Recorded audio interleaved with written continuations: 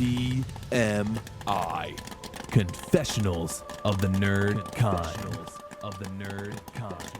We are recording just like that. So like the magic. It's like the magic of the movies. We're coming to you a little bit later than we normally would, even later than our bi-weekly schedule allows this time. We're like bi-monthly now. Yeah. So I got to say, just, up front, I don't want to dwell on this, but this was my fault. It's not your fault. My errant organs that led to our delay. that failed. But let me just say really quickly, because I just want to, put this out there as a PSA. I had a major cardiac event last week. Let's put it that way. And it completely took me by surprise. Always been thin, my entire life. I've always had good cholesterol. I always go to the doctor, get my blood checked, and all that. As well as we all should. So I do what we should.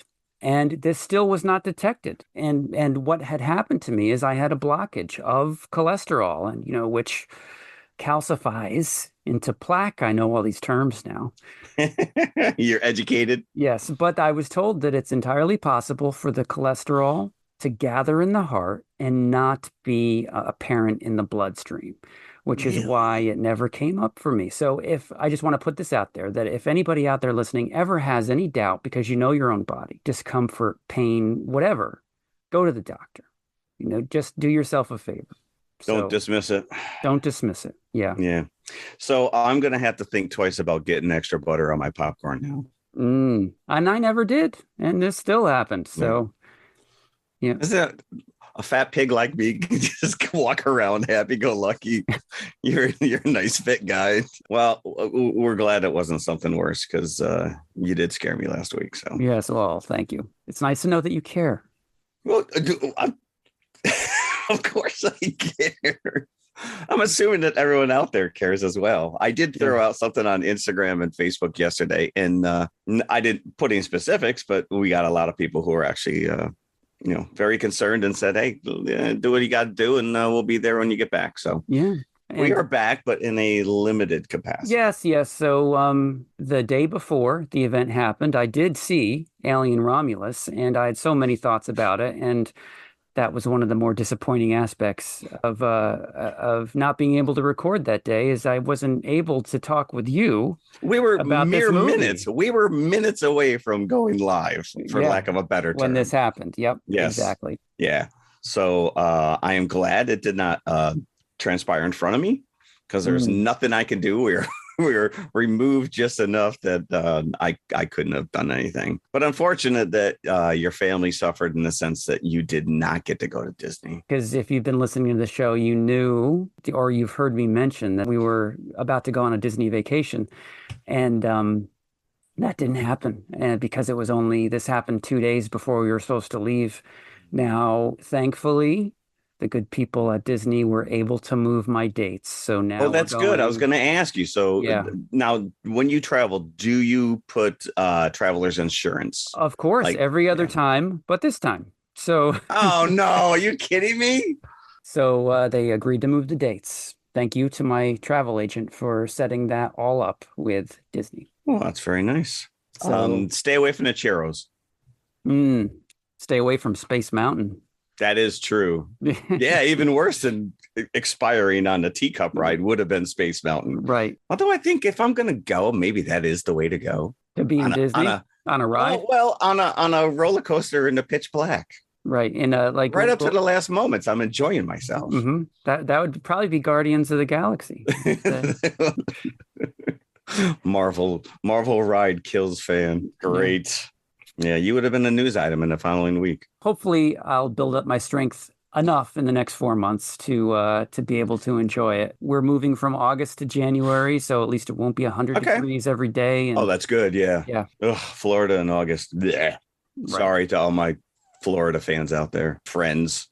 But I think they're well aware, even if people that live there. I know, but I would just live in AC. I just wouldn't. I would never leave my house. Yeah. So.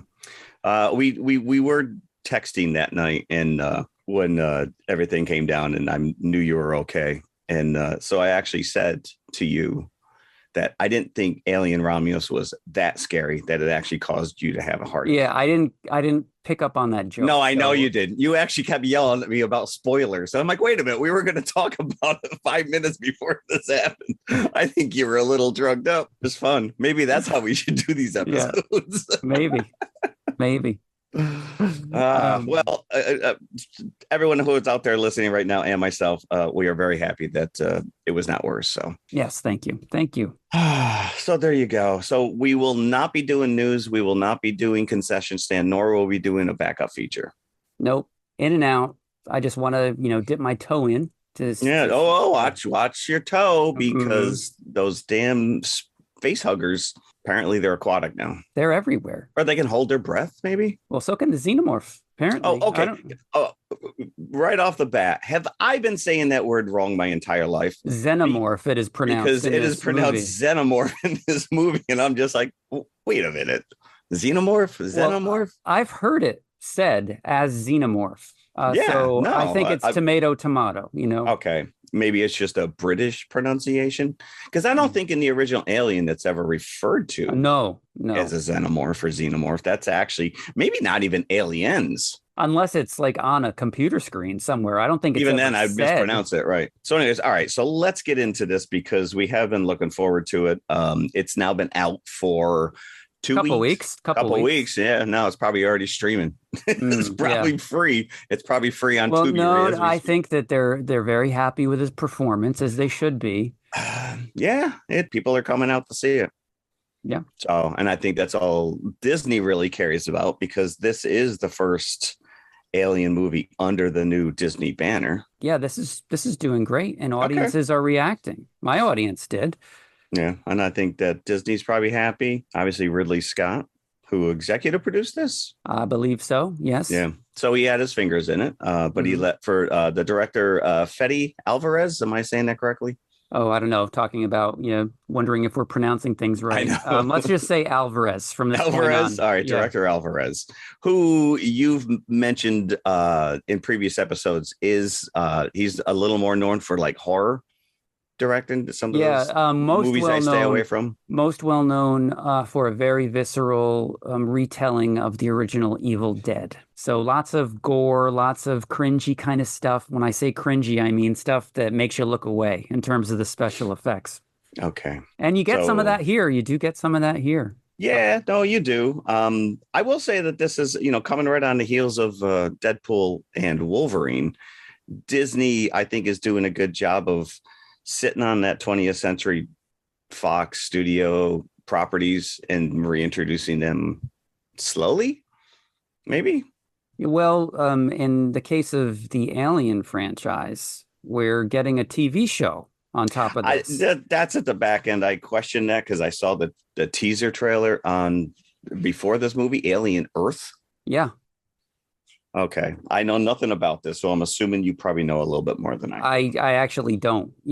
Judging from the title, a xenomorph makes its way to Earth, to our planet, which has never happened as of yet. Weren't they close in Resurrection? They were. There was a scene where they were approaching Earth, but they never actually made it. Although I can't say I've never seen the Alien Predator movie, so maybe those take place on Earth.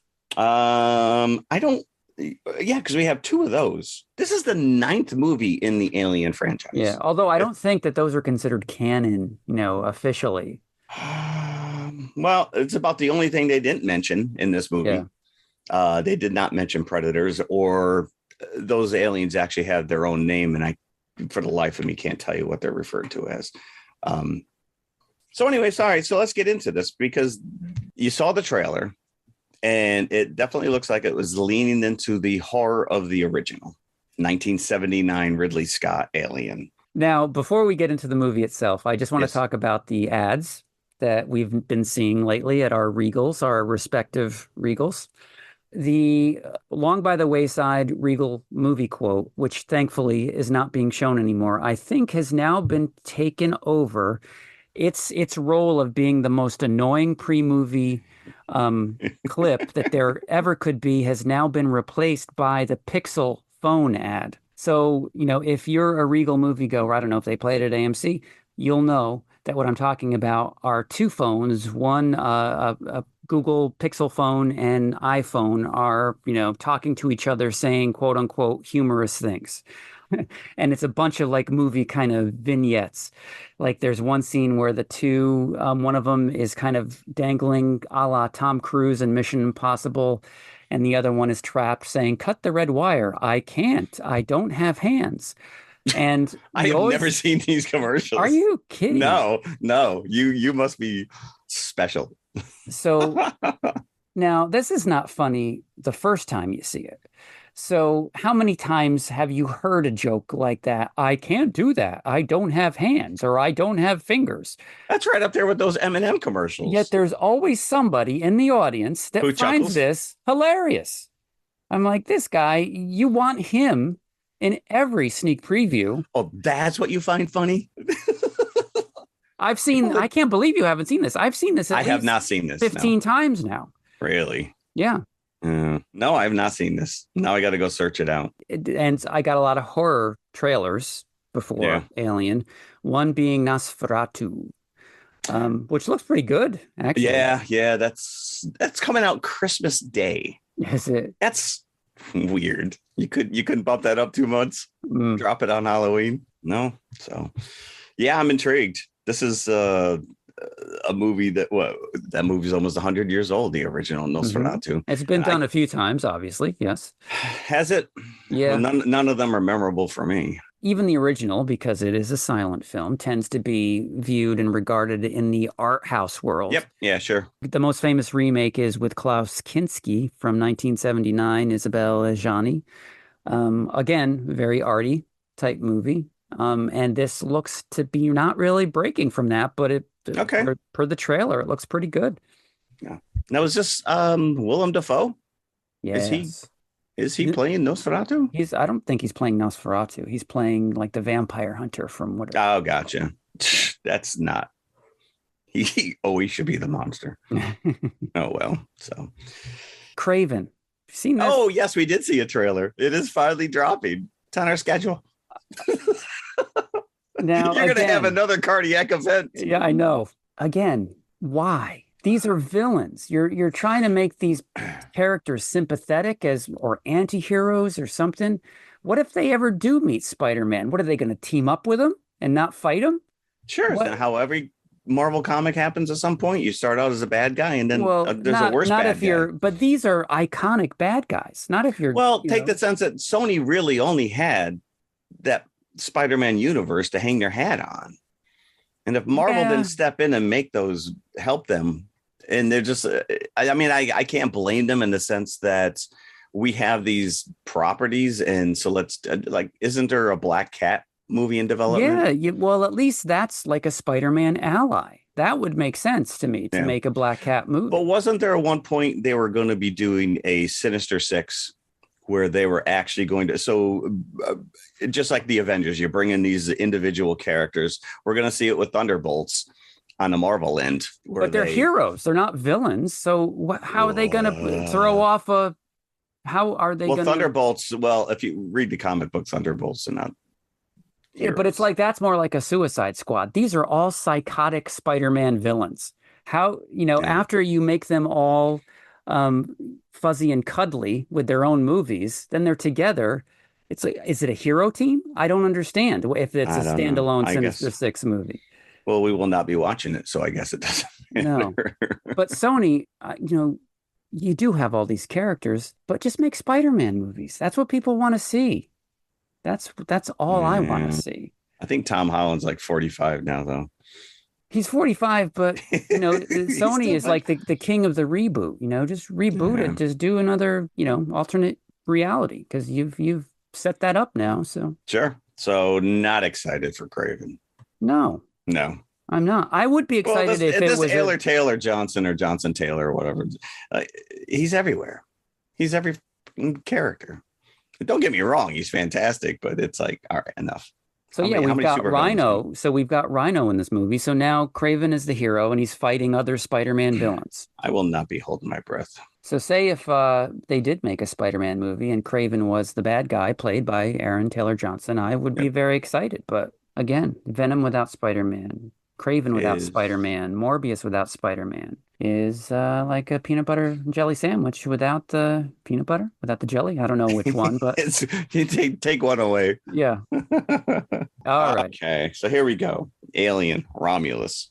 Romulus. Romulus. Which, if you are patient enough, it does pay off as to what the name is. Well, maybe Alvarez is taking cues from Prometheus because He's taking cues from all these alien movies. he is, which is, I think, again, we've talked about fan service before. This is a super expensive, high-end fan film. It is, and that's why I loved it. I loved catching all the references. Some you don't need to catch; they are, presented to you on a tray.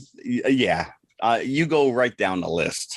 Mm-hmm. I just named 9 different alien movies, and he hits every one of them at some point. Yeah. Maybe those 2 Alien versus Predator movies don't have any callbacks. But judging from how many people are seeing this, it's more than just older fans like you and I that can catch these references. Maybe some of these kids that are going to see this have no clue. And I don't think that that's a bad thing. I think you can easily walk into this movie and just experience it on its own and not. This is where we're going with these older franchises that are constantly getting rebooted, and they want to, drag in these legacy characters to kind of tie the two together. Everything from Ghostbusters Afterlife, Halloween Kills. It literally looks like this guy sat down, watched all these movies, and just took bits and pieces from every one of them and made his own movie. And you're right. There are Easter eggs that are in your face. There's other Easter eggs that fly over your head like musical cues to going back to Jerry Goldsmith's original score. But some of these callbacks are a little obnoxious. They actually take me out of the film because they're so stupid. What in particular? Yes. That we'll get to. Yeah, we'll get there because I think you and I are both on the same page. But, even Rogue One, which is kind of tying together, this little one line of dialogue in Star Wars. This takes place 20 years after Alien, but 50 years before Aliens. I can't remember how long Ripley was in space. I'm pretty sure that Aliens takes place 57 years after Alien. So this is like 20 years after Alien, 37 years before Aliens. Okay. So firmly, right off the bat, as soon as this movie opens, they give you a huge Easter egg. Of course. Yeah, it's a plot point. This is Jaws 2, 2 scuba divers find in New York. That's pretty good. I was expecting, because you see like just a ship floating in space. So immediately I'm thinking, was that Ripley's capsule? Because it doesn't look like there's any power on, but that's because they're probably in hypersleep, right? So the ship like comes back to life. Their headlights or something come on. Right. And then obviously it doesn't look like the Narcissus shuttle. So it's not Ripley's ship. But they're floating through all this debris in space, and the camera pans across one of the pieces of debris, and it says Nostromo across it. It's a piece of spaceship. So it's the wreckage. It's floating in space of the exploded Nostromo. So formally, we are right after, or at least somewhere in between. Yeah. And you see this mystery ship that is floating through the wreckage retrieve a piece of something that's floating in the middle of it. It looks like it's crystallized or a crystalline meteorite. It's hard to determine what it is that they've pulled on board. Yeah. And of course, we know that this spaceship pulling this thing in is, of course, a Weyland-Yutani vehicle. They do show you the logo on the ship. No, these guys are everywhere. Yeah. They're the only, they must be a monopoly. They have cornered the market in space. They are there. Yeah. They bring it on the ship and slice this thing open. And to me, that was very reminiscent of John Carpenter's The Thing. When they find the big block of ice. And then from that point on, that's just kind of a setup. You see this thing split open. Okay. What is that? Yeah, you see it right there. It's the xenomorph. But it's explained later, but at this point, it's not completely. Like, is this the xenomorph from Ripley's shuttle? Right, because as far as we know, there was only one on board. Yeah. Or is this like a second one that we never knew about from the first movie. And this immediately, like you said, it does kind of get answered later that it is, in fact, the one that she jettisoned out of the airlock. We sometimes need to allow for a leap, and we need to allow for plot holes. But It's a big plot hole. We know that when Ripley escaped the Nostromo in the original film, she was quite far away from it when it blew up. And so her ship was in motion the entire time that she was engaged with it inside, and then blew it out of the airlock. So the xenomorph was nowhere near the Nostromo wreckage by the end of Alien. And not only was it nowhere near the wreckage, we see her incinerate it when it tried to come through the one thruster in the back of the ship, because she hit the engine, and then it burned. He just got burned. He just got like a little finger burn. Yeah, this thing is tough, apparently, because not only can it survive engine thrust, it can also swim in space, because it swims back to the wreckage of the Nostromo and builds itself a cocoon. So that's is that what we're led to believe? Is. Wait, do they explain that? You're literally extrapolating. You're basically, because none of that is really explained. If you go back to the deleted scene in the first movie where Dallas is seen cocooned to the wall.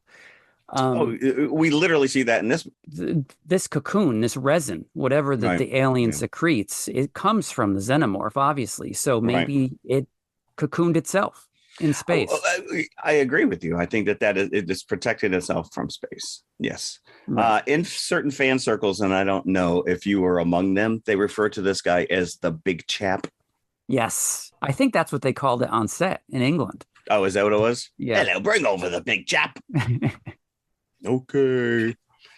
So yeah, this pod thing is split open, and it is revealed that it's a xenomorph. Okay. All right. And now we cut to, what is this? Jackson Colony? Yes. And I guess that's the name of the planet as well that they're on. It's not just the colony. I thought it was Saturn, because at one point it has rings. See the rings. You do see it has rings. Yeah. And at one point, one of the younger characters looks up and says, "Look, that's our sun," when they finally make their way out of the pollution of the planet that they're on. I thought when they said our sun, they meant, our solar system. Oh, yeah. It could be. I mean, they could just be on some station that was built on one of the moons of Saturn. Yeah, this is true. But yeah, I don't think it's meant to be. It's just some planet somewhere out. Right. Yeah. And I will say this entire movie is so practical. Yes. Like, we look at some of these movies and there's CG left and right, and let's just film on green screen. And I did see that Alvarez said from the beginning, if it can be practical, it will be. And it shows. This colony, first of all, you see like one of those, just like in Aliens, when they're on LV-426, what can only be described as probably like an atmosphere processor or something. These big towers, but it had a very Blade Runner-esque feel to it. This whole world, very dirty, very lived in, crappy rain. People look miserable, but it just was very tactile. It was like right from the beginning, like you felt like you could just jump into any one of those vehicles and drive off with it. So it's a mining colony, and Weyland-Yutani, of course, is the overlord corporation of this colony. Yeah, that's called a monopoly now. You can't control everything, but apparently they do. Conditions are terrible. People die on a regular basis being in the mines and being in the elements there, and they don't care. And so we're introduced to Rain, played by Kaylee Spaney, who's great in this role. She is pretty much the Ripley. Yeah. She's the Ripley of this movie. Yeah, to the point where by the end we see her with a flamethrowing grenade launcher. Yeah. So what is she, like a late teenager, early 20s? That's what she's supposed to be? Well, it looked like she had, because at one point when we were first introduced to her, she's trying to say that her contract has been fulfilled, but she wants out. And I think it's like a 20-year contract or something. So she's been there as a little kid, but yeah, I'm going to put her in mid-20s, maybe early 30s at the most. And it's established that both her parents died of exposure in the mines. So they were mine workers as well. So She's known nothing else, and all she has are her friends. I don't know if they're cousins or if there's any kind of familial between Rain and the rest of them. But I didn't get yeah, because the one boy, the two boys were cousins. Yes, and the one was her boyfriend. Boyfriend. Yep. But the only family that she references is Andy. Yep. Yeah. Who is like the family pet, the family synthetic. Yeah, Rosie the robot. Mhm. I don't know. I didn't see Buzz or Woody anywhere, so I'm very disappointed that he lost his toys. Now, played by David Johnson. I apologize, Lance Henriksen, but Andy is now my favorite synthetic. This character is phenomenal. Yeah. He is fantastic. Listen, the minute you start busting out bad dad jokes, I'm all on board. Yes. And what was the one? My favorite one. I wrote down a couple of them here. Because Andy is always trying to make Rain laugh because his directive is to do what's best for Rain. Yeah. So how can you not endear yourself to audiences, right? So make bad, but she doesn't seem to appreciate them. So at some point he would have to give that up. But she does really. Yeah. Just like everybody should. As well you should. Yeah. Yeah. They are groan inducing. Mm-hmm. Why? Oh no, my favorite. Okay. Why did the miner fall into the well? Because he didn't see that well. That was a good one. I bought a book about gravity. I couldn't put it down. Why did the man become an astronaut? Because he wanted space. Mm-hmm. Yeah, this was actually one of my favorite. I spent my entire share on a belt that does not fit. What a waste. Now, during some of these jokes, and I'm chuckling in my seat, I'm like, why isn't the guy that was laughing at the iPhone commercial laughing? He was spent by the time the iPhone commercial was over with. That's highbrow compared to this.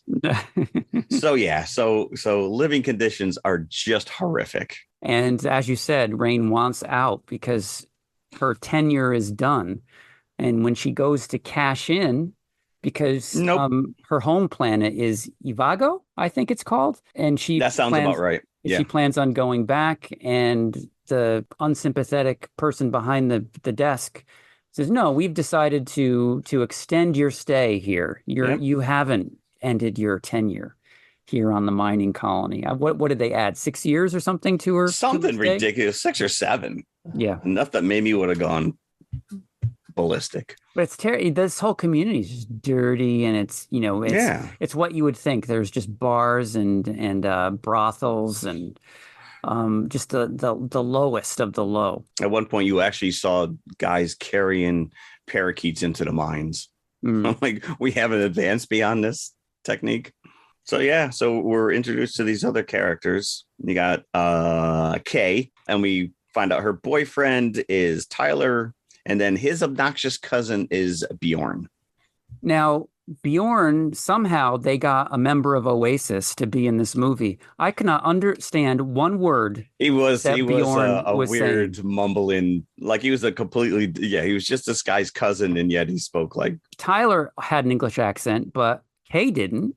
So I don't know what was going on here with their nationalities or accents. Which is fine. Whatever. Bjorn is just a piece of crap. I didn't like him from the beginning. Oh, because you see him and you're like, this guy needs to get it egregiously at some point. And I'm going to ask you later. I have no memory of what happened to this character. I wrote it down like that. He deserved more than what he got. Because you want to see this guy's a jerk. Yeah. Because the reason that you think he's a jerk is he picks on Andy, and you can't pick on Andy in this movie. Well, even when Andy goes rogue, you can't pick on Andy. It's low hanging fruit. Come on. Yeah. But you do find out his parents were killed because a synthetic person chose to close the door and not let them in. Yeah. Itself a callback to Bishop. Yeah. Why Ripley is not completely on board with Bishop. There's a lot of callbacks. We've said this before. There are a lot of callbacks in this. So the setup now is that we're introduced to these young characters. They're all Navarro's the other one we didn't mention. Navarro, she's a pilot. So their plan is, because they're all I think all of their parents have died on this mining colony, and this is like the next generation of miners. They can't take it anymore. So their plan is that one of them, I think it's Tyler, who's the boyfriend of Rain, has or one of the others has discovered a beacon that's going off on above the planet that they're on. And so they've investigated, and they have worked out that it's a derelict space station. It's a Weyland-Yutani derelict space that's kind of floated through space and is over the planet, over them. And no one else has detected this thing. Yes. The powers that be gigantic. Have no idea that it's up there. It is the Death Star floating around up there. So they don't know what the ship is, but they're like, the journey to Ivago, this is where our families come from, and originally is so many light years that we need cryo chambers to get there. And we don't have access to that, but I bet there are cryo chambers for us to steal on this derelict space station. So they promise Rain that come with us. We need Andy because he speaks mother, as they say. Mm-hmm. And we need to get in, get out, get those cryopods, put them in our own ship, and then we can bust out of here and go to Ivago. Which is a solid plan. Yeah. As long as your ship's not being detected breaking through the atmosphere. Right. If you work for this company, you would think that there'd be safeguards in place. Or that they would restrict you from coming and going. Right. Which because it didn't look like there was much else on that planet except for the mining colony. Yeah. Or at least they would stop them and ask them, what's going on here? Why are you leaving? Yeah. Right. What is that giant thing up in space there? Yeah. So this also begs the question, okay, that once they get up there, you don't know the story behind the station yet, but once they get up there, they're going to meet some things that they don't want to meet. Oh, we know the movie. Yeah, we know what we're setting ourselves up for. So again, and this has come up not just in this movie, but in other alien movies. Why does Weyland-Yutani not follow up on these floating vehicles in space? Just let them go around willy-nilly. Yeah, they knew that Prometheus was going somewhere that they were interested in because their leader was on Prometheus. Why didn't they ever follow up on that? They're just letting the ship with these valuable trails, things. Baby. Well, right, especially because once we get up onto the ship, you find out what was going on, and you're like, yeah, they had to have known what was going on, and that it just went dead. Yeah, and they don't have radios that they contacted Weyland-Yutani before the ship went dead. Yeah, this is like Han Solo and Stormtrooper. No, everything's okay over here. Yeah. Yeah, Xenomorph is like he's like, hey Bob, watch me imitate a human. Yeah, we're okay. Okay, keep going. Actually, can you send about 3 pilots because we're short hungry. Of you? Yeah, my baby, I need an offspring. Yeah. So when the ship breaks the atmosphere, and you're above, and you see like you said, you see like the rings of Saturn, and they see the sun for the first time, and you see the space station. The music that's playing here is so reminiscent of Star Trek and the motion picture. And then I realized it's Jerry Goldsmith, and it is, I think, part of the original Alien score. I wouldn't be surprised if they used bits and pieces of every single Alien score. That is exactly what I read. So the music is credited to this Benjamin Wallfish. Mm-hmm. But yeah, he is digging deep and taking cues from, like you said, there are Easter eggs in here that just go over my head because I'm not as entrenched. No, I was very aware of that piece of music as it was playing, and it made me feel good as I was. Yeah, no, watching like I said, it really brought me back to that. It's this almost the same score as when the Enterprise is revealed in the motion picture Star Trek. Mm-hmm. When you do that loving shot all the way around the model. And you get the same sense here. Like everything is practical. This is a real model. These spaceships are real models. I was thrilled to see in the end credits that Phil Tippett's studio was credited with a stop motion sequence. And I was like, stop motion sequence? Where was that? Because it was flawless. But when we get there, I'll point it out. Okay. Yeah, I was tickled. I was like, what? I mean, this guy really. So Alvarez, not to get too far ahead, but we talk about Stan Winston with Aliens and the practicality of those creatures. And then I guess Dynamic was another studio that did Resurrection and Alien 3. But he brought in all of these, the ILM, Legacy Effects, Studio Gillis, these guys who were that old school practical model making, filming, and it really comes through in this. It does. I don't That know to if me they used. elevates it. I assume that some of the shots are CG, like the space Oh, shots, they're right? probably augmented, sure. Yeah. Mhm. Yeah. Yeah. But for most parts, like your sets are real. There's a whole sequence with these face huggers, and they are real animatronic operating on their own, running around with no wires. They're all remote control. These are not added in CG at the end. All right. All right. On cue, you guys run and we're going to add them in post. Mhm. They've really got creatures chasing after them.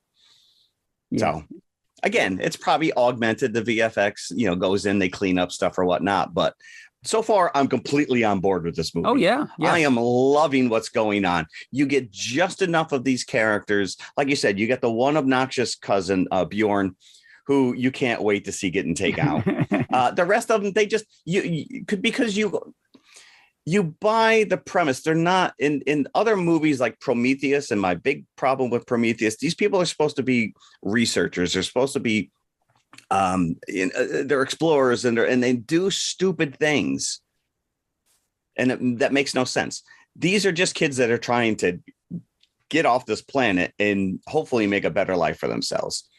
Right. And so at least you understand when they do make stupid decisions that it's not, you know what I'm saying? Like, yeah, they're not professionals that were out there for a reason. Yeah. And because of that, you didn't really like any of those characters in Prometheus, except for maybe David, the synthetic, and he turned out to be psychotic. But he's sympathetic enough, and I guess do we relate to him? Because Andy, like you said, Andy just wants to please Rain. That's his whole. That's it. Yeah, he's got no other ulterior motives. He doesn't care. You want to go? Fine. Wait a minute. You want to go into space sleep, and you want to leave me in this ship for 9 years all by myself? All right, if it helps Rain. And you're like, well, that sucks. He can't power down. This guy can't sleep. And then it turns out that you find out a little bit later that the planet that they're going to, that they want to escape to, doesn't allow synthetics.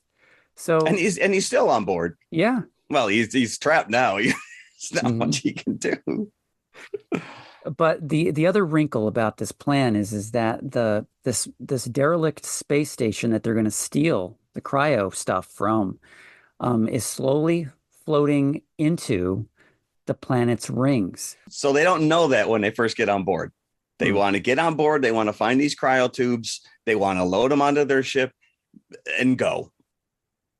They're not even going to look for an extra bottle of water or anything. No, we're just, as long as we have these tubes, we can all go into hypersleep, set the course. Yeah, the time limit that they've set is 36 hours. They have 36 hours before the ship So this is nice, because now all of a sudden you have a timetable. You have a deadline. And from what I read, when you get to the 30-minute mark at the end of this movie, it is real time 30 minutes. It is. Okay. Yeah. It is. All right. So now, again, sometimes idiots doing stupid things for stupid reasons.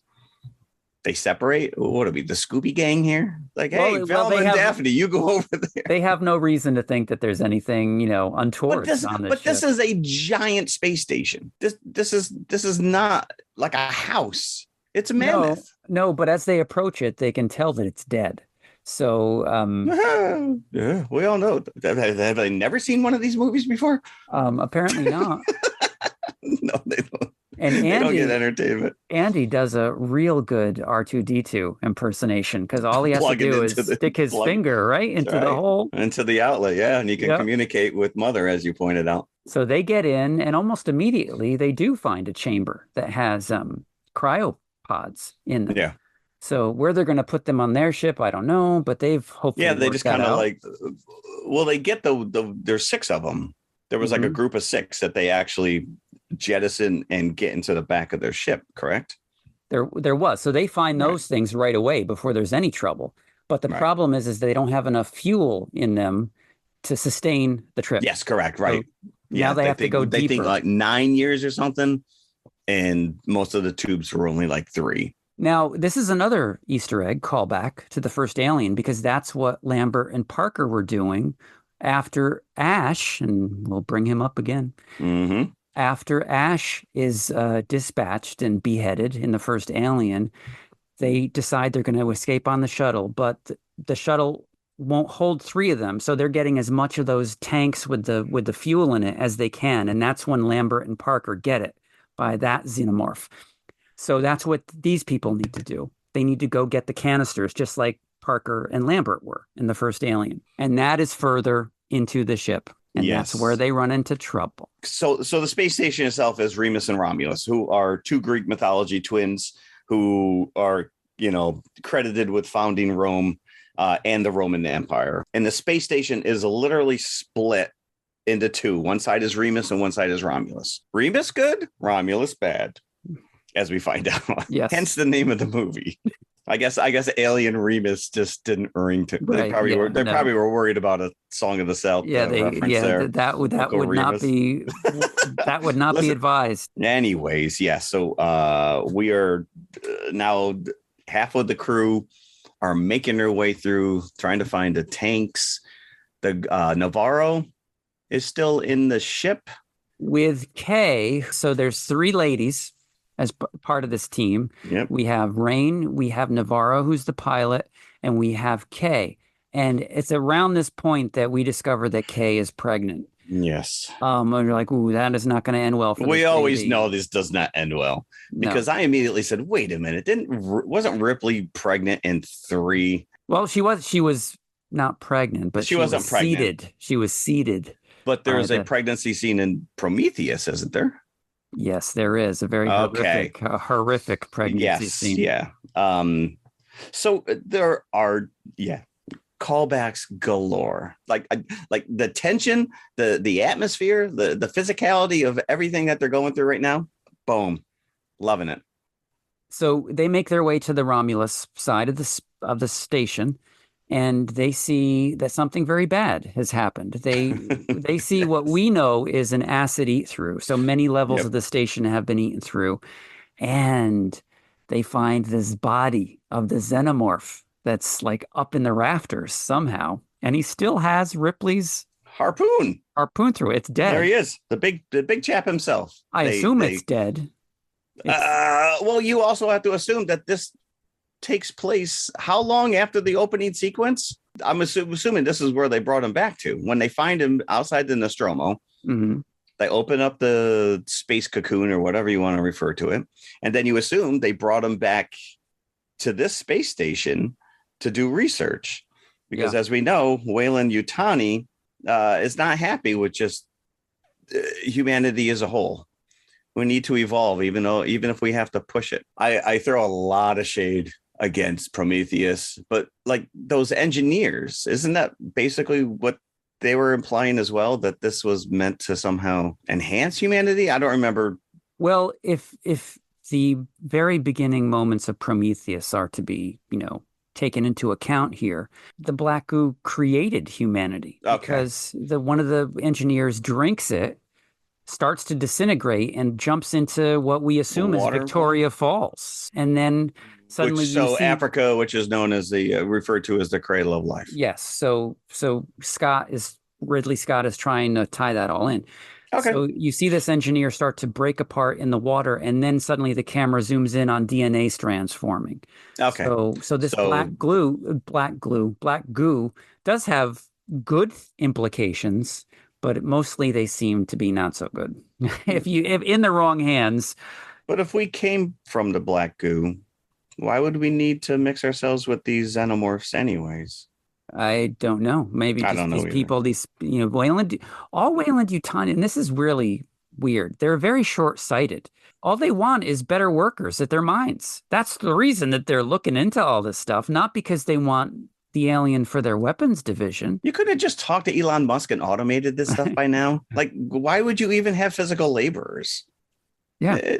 We should all be living on we should all be looking like the fat people in Wall-E. Right. Sitting in the lounge chairs, drinking big gulps with no spines. That's where humanity needs to go. And that's where I need to go. I don't want to walk around. I don't want to carry crap. I don't need to be digging out your mind we never know what it is they're digging, but I guess No. that's neither here nor there. No. But this is also where we are introduced to this character that just blew my mind. There's a lot of talk online that this is tasteless, that this is unnecessary. I don't think so. I think it falls within the parameters that have already been set up in this franchise. In this franchise, I agree. Yeah. I thought this was a pleasant surprise.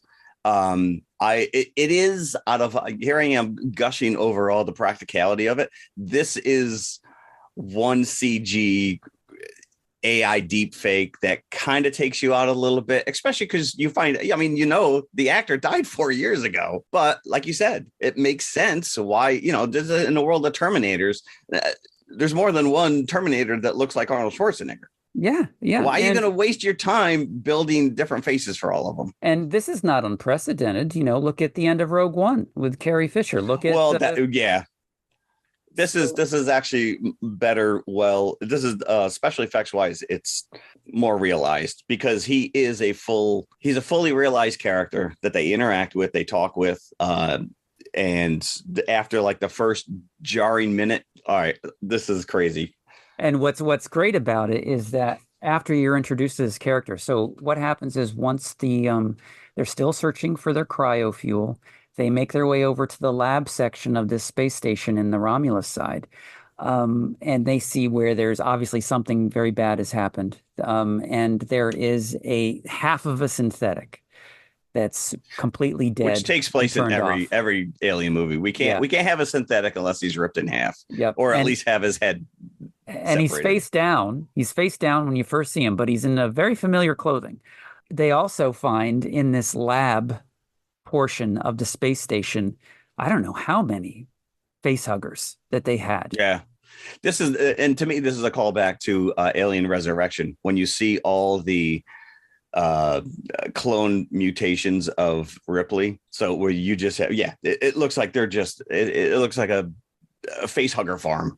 Yeah. Now, the question begs to be asked here, did the lab create the face huggers? Because there's no queen. Right. So did the xenomorph create this? Did they take the black goo and create the face huggers? I don't know. Yeah. You're never given an explanation. Right. This character who we're referring to does his best to kind of explain what happened, but they never get to that level. Yeah. So they come across this half synthetic and they decide to turn him back on so they get an idea of what happened here. And of course, it looks just like Ian Holm, just like the Ash synthetic, but this one's name is Rook. Which is keeping with Bishop. Yeah. If you want to go full chest analogies. Mm-hmm.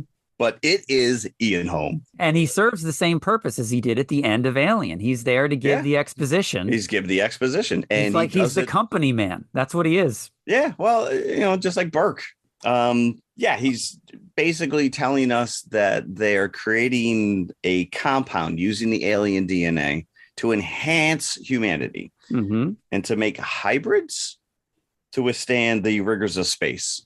He point blank says humans are frail. So again, just make a whole army of these guys. Yeah.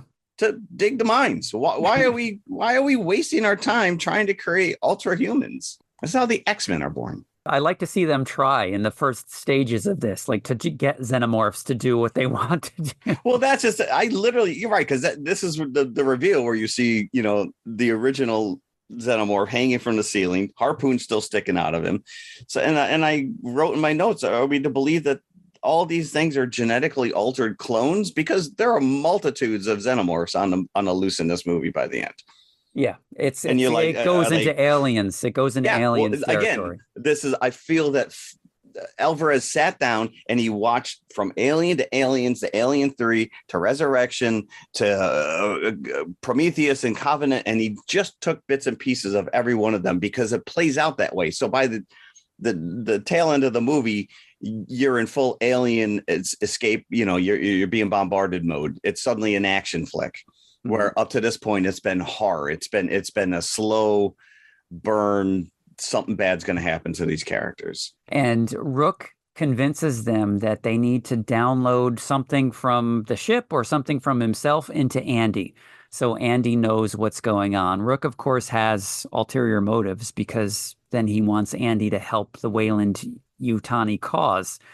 But there's a great scene when somebody like knocks into one of the facehuggers and starts waking them up. They're all in the water because, I guess whatever freeze chamber has started to melt. So the thing is filled with water. And Andy's getting downloaded. And you can tell that once he can fix the situation. Yeah, because there were certain areas that were locked off to him. He didn't have security access. So he's standing motionless as they're trying to fight off the facehuggers. And you're like, come on, Andy, wake up, wake up. Reboot. He's just he literally eyes. I mean, and that to me is also a very engineering moment.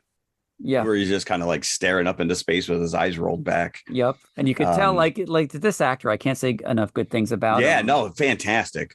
Yeah. Andy goes from being fun to not so fun, and then fun again. But he's interesting straight through. Yep. You're like this. All right. Even though you've seen bits and pieces of this type of character, like you said, we've already brought up David from Prometheus, but this guy kills it. This guy literally kills it.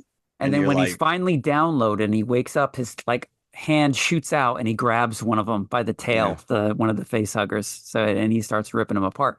But of course, we still have to deal with the acid blood of the facehugger. But there's such a great inventive sequence as to how that they do deal with the acid blood. Because we know that our heroes in the first Alien could not just shoot the xenomorph because then they would kill themselves because they would eat through the hull. But here, there's so many sequences where it's established early on that they can turn on the gravity on and off of the space station.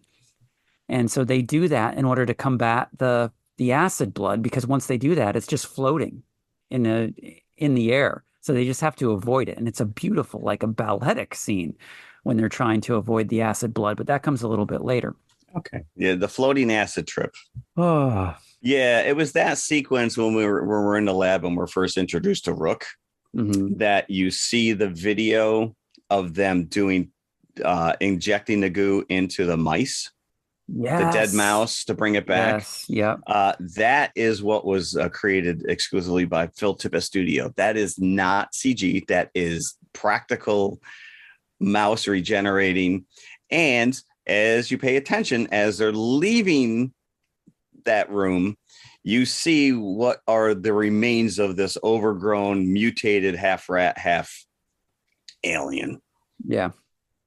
So that's a second foreshadow of what we might be encountering. And Navarro, the pilot, gets face hugged at some point during this sequence. So how did they get it off of her? Did they cattle prod froze it? They froze. That's right. They froze it. They froze the tail. I think it was Rain who, because she realized really quickly that it's killing her. If they try to get it off, just we all know how this stupid thing works, and it's got its tail wrapped around her throat. So they Bjorn found like an electronic zapper, like a cattle prod almost. But there was either a second one or one that was an attachment, and they froze the tail and were able to free it. But by then we all know that it's released its egg. Rook says that it's a 60 to 40% chance, meaning 60% chance that she got seeded, 40% chance fulfilled that its mission, right? Yeah. And there is a very horrific scene once Navarro wakes back up again after the facehugger leaves her. They have like this little X-ray contraption that they're kind of playing with earlier in the movie. I'm thinking, that's coming back. That's coming back. Yeah. Well, it's in the trailer too. Yeah. And so she looks at herself using this X-ray contraption, and she sees the facehugger right before it bursts out of her. Yeah. Not the facehugger, the chest burster. Yes. So it bursts out. And so we get in Romulus that crucial in-between phase of the chest burster changing into the full-size alien. So you never see that happen. It's never explained in any of the other movies. But it's just all of a sudden full size. Yep. Yeah. But apparently they cocoon themselves after they emerge. So the chest burster, the small chest burster cocoons itself and rapidly becomes a giant vagina. And this is where Liam Gallagher gets it, Bjorn. So Oh, that's right. He sticks that prod in there. he sticks the prod. That's right. He sticks the prod in there. He's like, I'll take care of it. Yep. It's in the this is like some idiot finding a wasp's nest. He's like, I'll spray it. I'll get right in there. All he manages to do is to make it angry. So, but all that kills him is the acid that comes out of the cocoon, and that's what gets him. So, again, I'm thinking, I think this character deserved more than just that. Yeah, no, it was not cathartic enough because he was an absolute piece of crap. So yeah, now they're on a race against time from this point on. Getting all this stuff now, the cryo stuff is secondary than getting off this station alive. And in the meantime, Andy has a new mission to help Weyland-Yutani. So he's working actively against them from getting off. The one thing we didn't mention, which was that Rook points out that there are these little vials that they take and you can actually inject it into you in order to start the hybrid sequence. Yeah, because they find the black goo, because the scientists, I guess, had extracted it from our original xenomorph. Yeah. And so they have vials of it, as you said, and he calls it the Prometheus fire. So yeah, he actually at one point even mentions the Prometheus expedition. So again, like you said, all of a sudden now this is we're tying it all together here. And, so we've got one of these little vials floating around. And at some point, they do damage to the inside of the satellite. So now it's not that they have 36 hours to get out. They have 40 minutes to get out. Right. Oops. Sorry. They've accelerated. They've accelerated the process of destroying the ship. So this is where it is aliens, where they're just being, chased through the hallways with the face huggers. The reason that the ship became derelict is because that their crew was taken over by the xenomorphs, and they find the crew all cocooned to the walls in one of the lower floors. Yep, like you said, the cut scene with Dallas and Alien. Yep. But we see this in the cut scene in Aliens too, right? With the Newt's parents. You do see the one in Aliens, once the team first goes there and they are looking around. You are correct. Yes. And they find one of the people from and she chest bursts right in front of them. So yeah, that's happened to the whole crew of the Romulus. So they've got to make their way through all these dead people cocooned to the wall and the xenomorphs that have birthed from them coming after them. Yeah. Yeah. But the sequence where they have to get back to the other side of the space station, and the only way to go through is this room that's filled with facehuggers. And we're told that as long as they can't detect you heat-wise, then you're good to go. Or if you don't make noise, they just can't see. Sweat and you can't stress that. I'm like, all right, so you raise the temperature in this room, 96, 92.6 or whatever the human temperature is. 98.6, but don't freak out, because if your sweat glands kick in or if your adrenaline kicks in, so let's make it 110 degrees. Make it 110 degrees. You're going to die anyway. So why not? Why make it the exact temperature of the human body? So we assume if the facehugger can't see you, then the xenomorph can't see you either. This is like Jurassic Park now. Don't move. Well, that's not really fair when you take into account Alien versus Predator, because right. Yeah. So this is where, all right. So you already brought it up, this floating acid trip where they decide because it's been established that the ship does lose gravity and then it comes back on. So Rain with Andy is in this chamber and they're trying to get up the elevator shaft. And so she decides, let's just throw the gravity, everybody's in 0 G's. And we're just going to shoot these things and float our way past the acid pools. And they've got the same guns that we're familiar with from Aliens that the Marines had, which is great. Yes. Same sound effects. So, yeah. They are now able to shoot at will, and the acid's floating around, but they have to avoid the acid. So it's like slow motion trying to, here it comes. I got to get out of the way. Go. And every once in a while, the acid will hit like a solid object and just go through it. It's definitely a sequence we haven't seen in an Alien movie like this. And it is, I guess, a novel approach to dealing with the acid. But once the gravity kicks back on, you're still screwed. Yeah. But then this is where it completely jumps the tracks for me. It literally jumps a shark. So, the character of Kay, who we've know is pregnant. Yeah, she was back on the ship with Navarro, who's now dead Yes. because she had the alien burst from her. And you see her actually get dragged away at one point by the xenomorph. She gets rescued, and Rain and Andy get her back onto the ship, I believe. But she has been mortally wounded by the xenomorph. So on her way back, they push her into the elevator. Okay, get back to the ship. We'll meet you there. I don't know what they were doing. But on her way back, she still has the black goo vials. Right. And she was tempted to inject herself with it earlier because, she wants to save her baby. And Andy's like, I wouldn't do that. Andy's not there in the Andy's elevator not there this to time. tell her not Screw it. to. That guy's not telling me what to do. So she injects herself with the black goo. And this leads to the jump the shark scene because it bypasses her and goes right to the baby, which creates, and I thought that this was very reminiscent of Alien Resurrection, alien human hybrid. Yeah. Again, this creature is practical. There's a man in this suit. Really? The Robert Bobrowski. Yeah, I didn't get too deep into his IMDb. Okay. But I was, and again, I'm sure that it's augmented. There's a lot of visual effects that are applied after the fact. But to me, you're right. This is very reminiscent of Resurrection, as well as looking very engineerish, Prometheus engineerish. Yeah, a weird, spidery, spindly guy.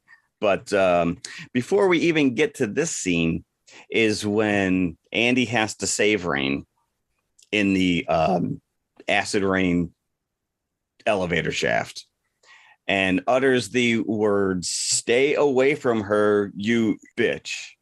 And I'm like, really? So you're telling me that Ripley stole that from him? Because she's still in space. Well, Liam Gallagher, or Bjorn, earlier in the movie calls Andy a bitch. So I'm sorry. It does not need to be there. Right. It was, people were groaning in my theater. And you know what? One thing I did point out, which was when Rick was given all of his exposition, he makes mention of the fact that Ripley, they knew Ripley had blown this out the escape hatch.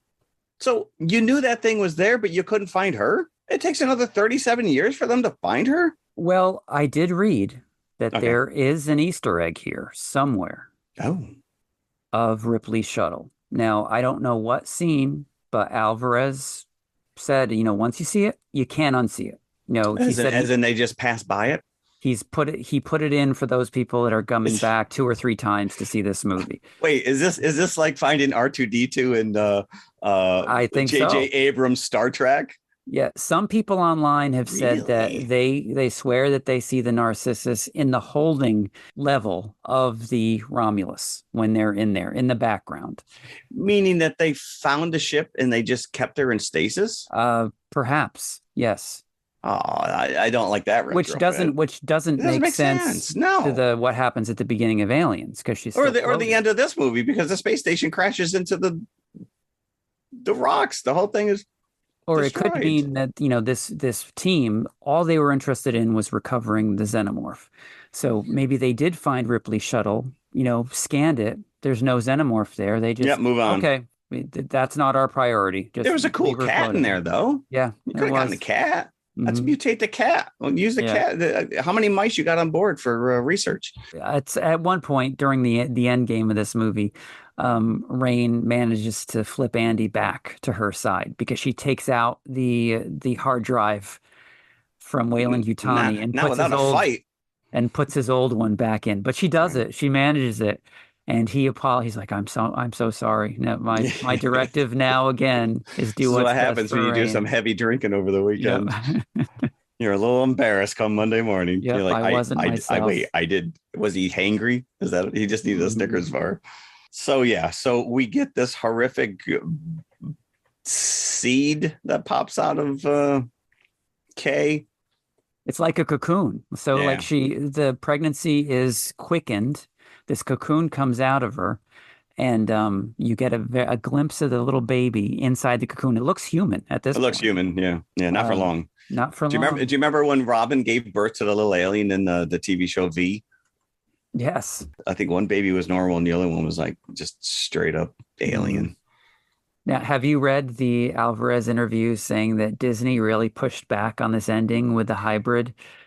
I did read this, and I think that they were correct that they should have really, because again, it's like, oh, wait, I've gone through all these other alien movies, but we still got 2 more. So let's see if I can't shoehorn those in there. You know, you mentioned this earlier that the same kind of thing happens at the end of Prometheus.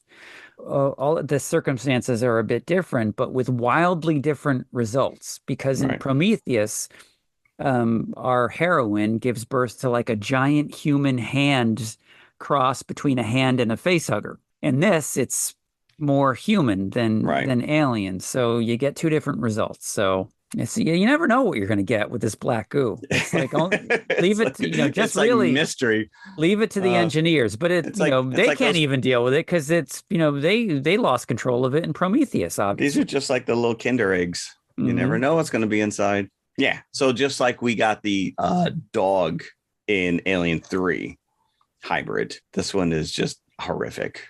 Not as cute as the offspring from Ripley in Resurrection. No, because that was really bizarre. That was like, you'll never unsee this. Disturbing. Well, when she stumbled across him and he's eating from the mom, just like the painting that they crossed in front of earlier in the movie, you're just like, all right, this is disgusting now. Now he's just feeding off the dead mom. Andy is made back to normal again. They escape the floating acid. They escape the elevator shaft. And then they get where you're thinking to an area of safety when they're back on their shuttle. And then lo and behold, the queen was hiding in the ship all along and severs Bishop in half. Yep. No, not quite. We got one more sequence. And she's got to fight this thing in her underwear as well. Of course, always. So every movie, let's strip down to our skivvies. There's no reason for her to do this, by the way. She could have just fit in the suit. Let me take off my pants. I'm a little more comfortable in here. Yeah. We got to end the movie by either blowing this thing up or throwing it out the airlock. And I'm going to crawl into a cryo tube by the end. Yeah. And she gets in an old school suit, just like Ripley did. Yeah. This is the Jaws effect, where every Jaws movie has to end with you blowing the shark up. Yeah. Every shark movie for that matter. But yeah, sure. It does play like a greatest hits. But on that day, that's what I wanted to see. And I was very happy with it. The last 20 minutes blew it for me. But there are people out there who said the last 20 minutes made it for them. They were like, think of it this way. Otherwise, they throw a wrench in. Otherwise, it is going to be a completely conventional alien movie. Yes. At least this way there's some variety, No, I feel you can argue for it either way. I was on board. Like I said, the last 20 minutes just seemed to, it was a bridge too far. I was like, okay. And it's not a long movie, and he crams a lot in here. And like you said, this character of Andy, even though he is an amalgam of Newt, because Rain wants to take care of him and protect him, because he really does act like a child. He's also Jonesy, which Ripley was like, well, let me just save the cat. But he's also like this proxy of David and Walter from the Prometheus movie, Fassbender's character. Yeah, there's a lot going on here. Yes, it is fan service. It is. You can go in and just watch this and be like, wow, that was much. But if where you're just digging deep and you're like, holy shit, they are pulling out references and they're pulling out musical cues and they're pulling out things like even the aesthetics of the old world. Like it looks like the analog computers from the original Alien with the little printout. Nothing's been updated. It all looks very practical, as I mentioned. There's a lot to like about this. The last 20 minutes, I was not on board. I didn't mind the last 20 minutes.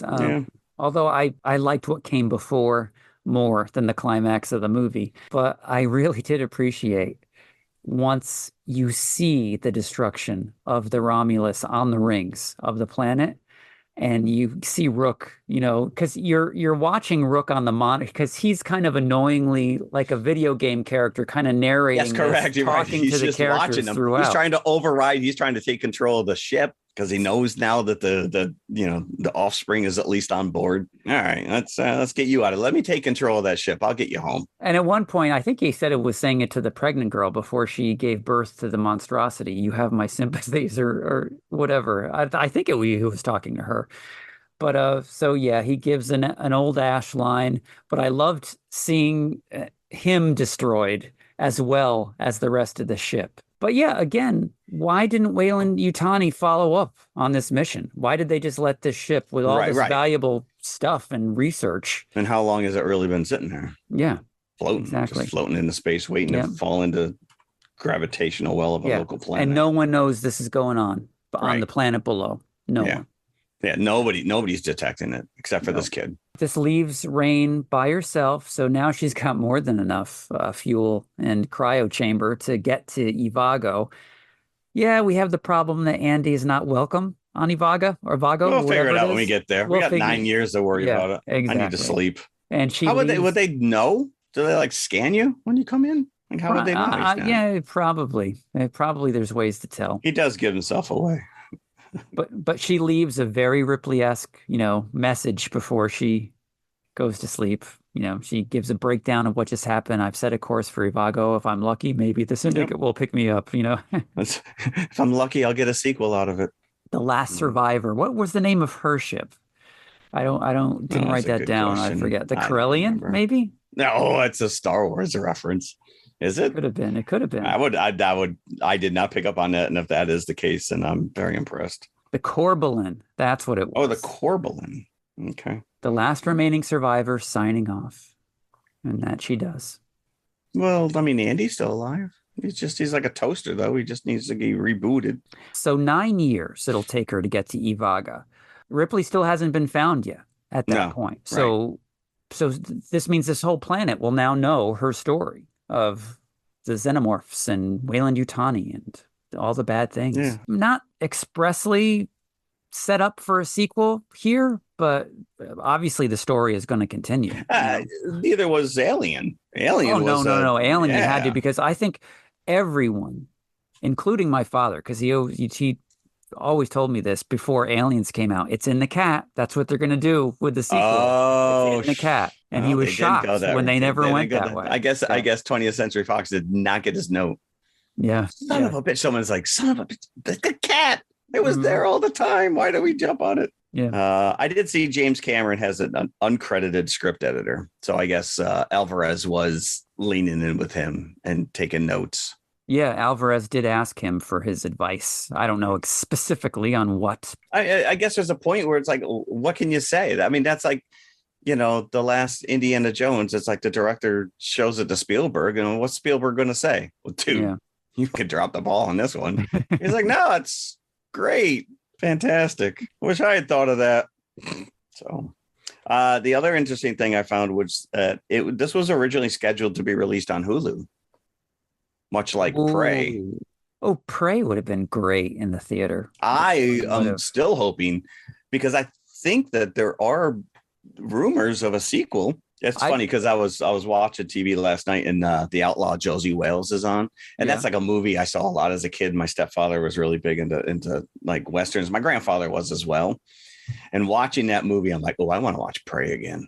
That's a movie that you didn't even know was a Predator movie until it was never really promoted as such. No, we knew it was, but I mean, yeah. Did you see the face hugger popcorn buckets? No, I not in person, but I did see them online. Yeah, so I know what they had. Look like. My theater had them. They also had, I think it was a limited edition bucket that just had graphics on the outside, and there was an alien head, a xenomorph head. Yeah, I'm like, and there's T-shirts. You could get T-shirts. I'm like, damn, we're going all in. Just exit through the gift shop now. I saw something online. It was video footage of the outside of a French movie theater.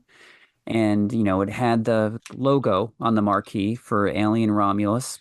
And there was a giant xenomorph head over the roof of the building looking down onto the sidewalk. And it looked really impressive. And then as I look in the comments, this is AI generated. This doesn't exist. I'm like, is this what we've got to? It's like, I have to question everything. I got a question. You do have to question everything. Yeah.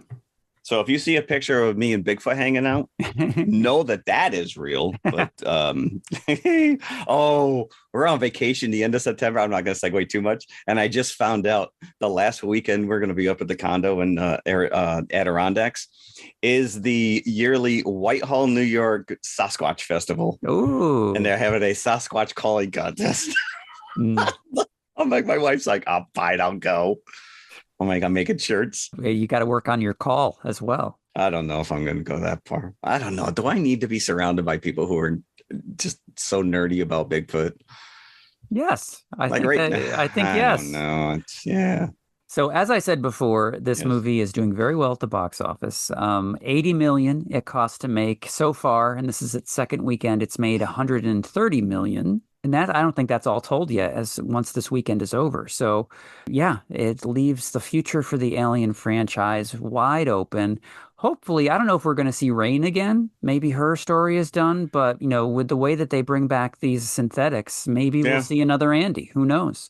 Oh, well, maybe we'll bring in Lance Hendrickson.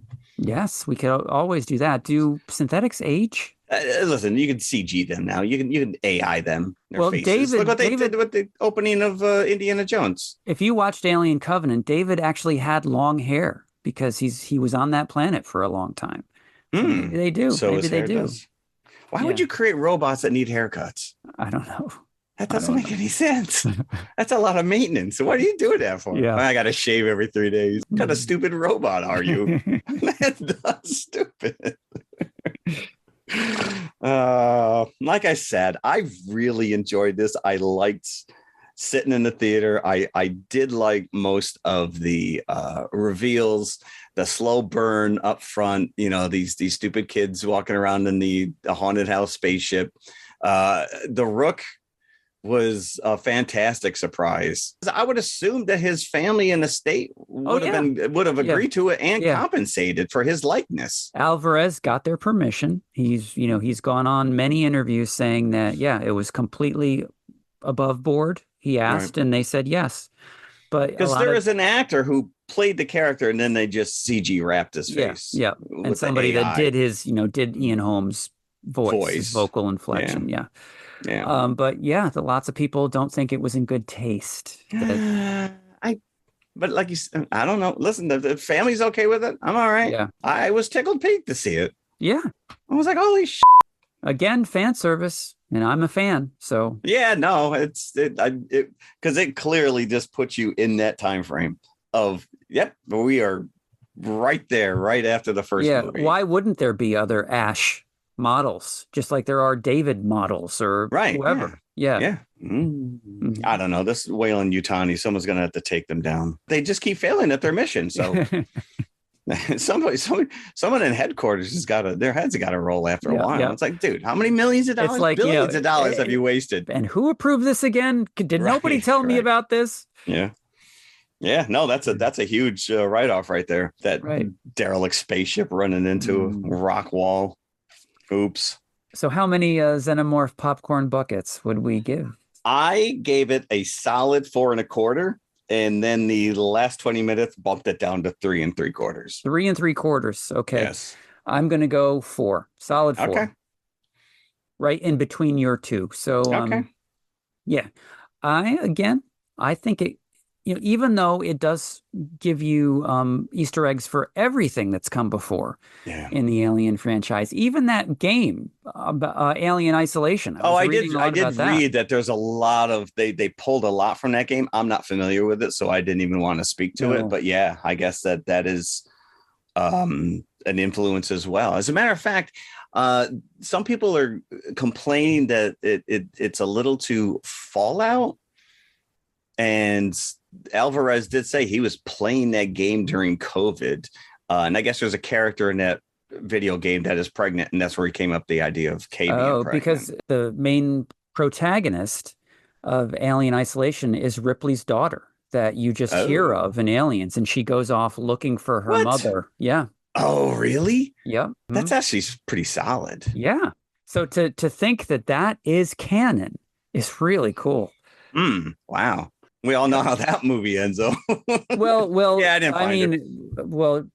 we know that she wasn't killed by the alien. Let's put it that way. She made it back to Earth, and because they knew that she had died in Aliens just a few years. Listen, again, Weyland, Yeah, who knows what they're. Yutani. Who Bark's knows? going to tell her whatever she needs to hear. It just opens up so many possibilities. It really does. Yeah, I like this. I like this a lot.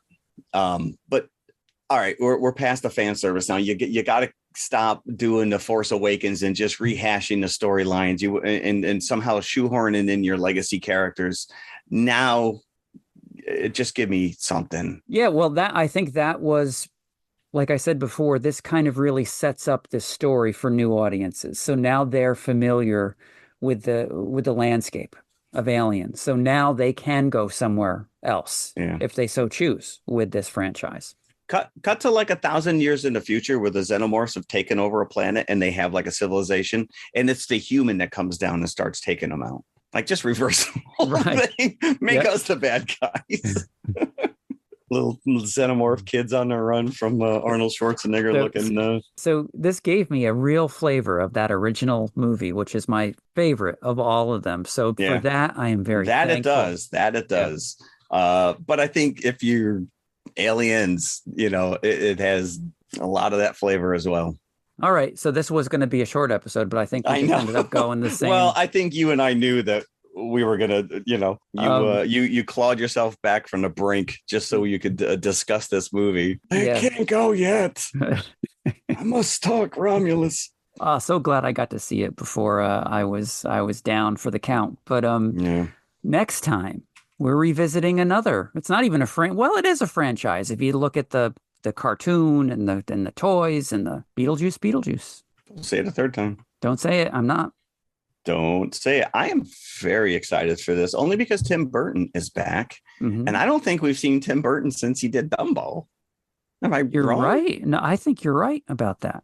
And that was not I don't know. I can't say it was a complete miss, but there's certain movies that he looks like he films. He just phones in. But now, is this the first time he's done a sequel since Batman Returns? Could it be for one of his own? Not like he'd do a sequel for anybody else. Yeah, because he didn't direct Pee-wee's Big Adventure or Big Top Pee-wee. No, he did not. And that's obvious once you watch that movie. Yeah.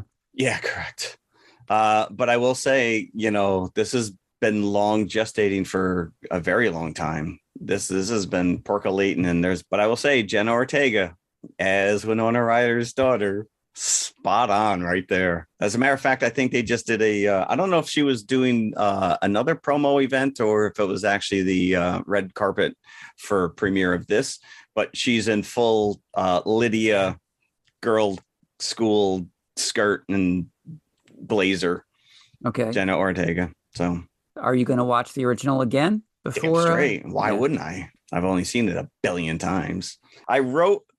We'll bring it up next episode because we did cover it. So we did, and we don't know yet. I don't think we've discussed what we're going to pair. We haven't. I started digging into like other movies that have 2 names or 2 words in it, and there's not much. I mean, you got like Run Lola Run, or you got Chitty Chitty Bang Bang. You got stuff like that, but nothing really thematically that ties in. So I guess you'll have to stay tuned. But that is on the docket. That is next. Originally, we were planning a Deep Blue Sea tie-in with this one. Just silly other. Should we just on the run? Maybe keep that on the back burner for some other time? Yeah, sure. I've got all my notes. I got all my notes. Yeah. Yeah. I could just give you buckets right now and be done with it. Fun movie. Especially because you've never seen it. So I'm like, we got to watch it now. Yeah. So anyways, yes. So I'm glad that you were still here. Yes, I am glad as well. You remembered Romulus. And, some people may be asking, well, what this happened to him? What is he doing recording this? Like, this is one of my favorite things to do. So this is getting back to what I love most is normalcy. Movies and talking about them. Yeah, with a friend. So yay. Yeah. And if you like listening to us or love listening to us, let us know. Yeah, please. I think we need some. I think we need to throw Jim some love. So hang out for like 10 seconds. Listen to how you can get in touch with us at the back end of this, and we'd appreciate because we're it. morons and never talk about it up front. No, We're just like, yeah, we're here, we're talking. If you are listening, thank you very much. We appreciate it. Yes. Thanks for coming back. Thanks for coming back. Always a pleasure. So, and that's it. So go enjoy your week. Get your steps in, and yes, I will. Lay off the butter popcorn. All right. Thanks, everyone. Thank you. Thank you. Bye. Bye. If you like what you just heard, be sure to follow TMI Confessionals of the Nerd Kind on Apple Podcasts, iHeartRadio, Amazon Music, Spotify, or whatever you listen to your podcasts on. Also, be sure to email us at tmipodcast2018@gmail.com. You can also follow us on all of our socials. We're on Instagram, X, Facebook, Threads. Just go to tmiconfessionalspodcast.com. All of our links are there. And leave us a 5-star review. See you at the concession stand. Yeah. Hello, bring over the big chap. Okay.